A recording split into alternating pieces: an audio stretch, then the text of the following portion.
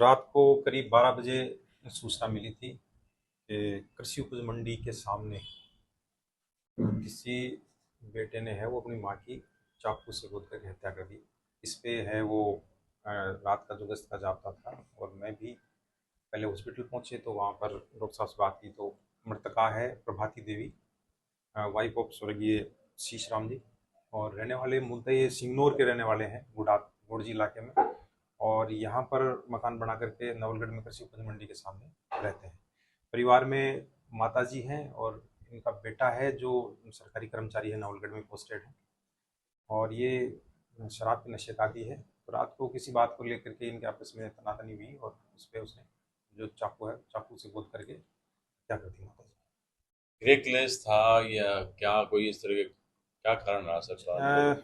जानकारी में आया है कि जो है आरोपी है इसकी पत्नी से भी मनमुटाव चल रहा है और पत्नी भी फिर चली जाती है, कभी वापस आ जाती है। एक 5 साल का बच्चा है और पत्नी परिवार में इस तरह से है और ये शराब पीने का आदी है। सर मौके पर घर में और कौन कौन थे? मौके पर वैसे तो दो ही हैं, माँ और बेटे दो ही हैं, इसके अलावा और कोई है नहीं। 5-4 बहनें इसकी वो ससुराल में है सब। आरोपी की पत्नी बच्चे नहीं थे उसमें? बच्चे पत्नी नहीं थे, वो पियर गई हुई थी।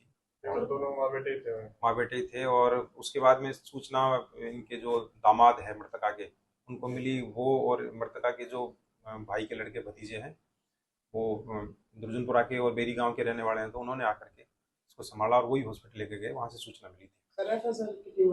हाँ, अभी सबको सूचित कर दिया गया है कंट्रोल रूम के माध्यम से, FSL और MOB मौके पर आएंगे। ऐसा भी सुनने में आया कि इसने खुद ही अपनी बहन को फोन किया, वहाँ माँ को मार। हाँ, जानकारी में तो ऐसा आया है, जैसे रिपोर्ट दर्ज कराई है परिवादी ने। परिवादी शिव कुमार हैं जो मृतका के दामाद हैं, उन्होंने रात को रिपोर्ट दर्ज करा दी।